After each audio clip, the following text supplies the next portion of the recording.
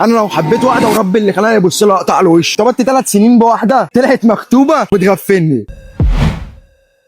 اخر مره ارتبطت فيها امتى؟ صح، مش بتاع ارتباط يا زميلي ولا ايه؟ ايه يعني مش بتاع ارتباط؟ الحب ده بتاع العيال التوته زمان. يعني شايف ان كل اللي بيرتبط واي حد بيرتبط ده عيل توتو؟ اقول لك انا احكي لك موقف حصل معايا. انا كنت قاعد مع كام واحد زميلي، الولا ايه بيوري زمايله ايه صور بيت.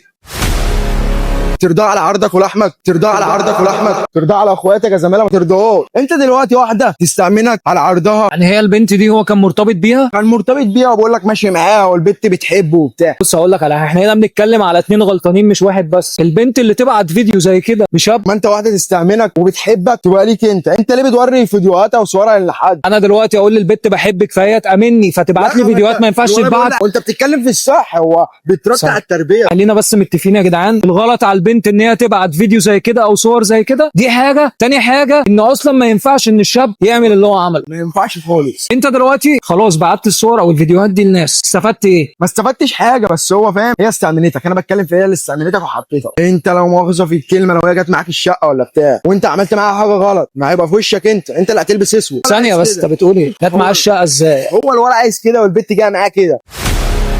كل ده عشان ايه؟ بتحبه. انت دلوقتي واحده بتحبك تجيبها معاك الشقه؟ لو انا بحبها مش هجيبها. انا لو حبيت واحده ورب اللي خلاني ابص لها اقطع له وشه. انت مثلا لو عيل عنده 13 سنه وعمل كده وقعد معاه 3 سنين هيبقى عنده 16 سنه، فدماغه ممكن تجيبه لاي حاجه. شهوته بقى زي ما انت حبيت واحده هتعمل ايه؟ هتروح تتقدم لها. ما ينفعش تقول لها اصل انا بحبها، بس احنا مرتبطين. انا بتكلم عن نفسي، انا هروح اخطب. غيري بيتكلم عشان حاجه في دماغه. بنت بتكلم ولد عشان لبسه، عشان شعره، عشان خروجاته، عشان ماسك وهام. مفيش بنت بتحب. البنت اللي بتحب دي بنت الناس، بنت اللي ابوها واهلها ربنا. ده الحب. تخبط على الباب اول يوم اتعرفت فيها، تخبط على الباب يا زماله، انا عايز اطلب ايدي. قبلت ما قبلتيش ربنا يسهل لك الحال ويسهل لي الحال. لو انا ما عملتش كده يبقى انا مش كويس في نظري وفي نظر اي راجل جدع. يعني انت عايز تقول لي ان انت لحد دلوقتي ما ارتبطتش عشان انت عايز البني ادمه اللي هترتبط بيها او اللي انت عايزها؟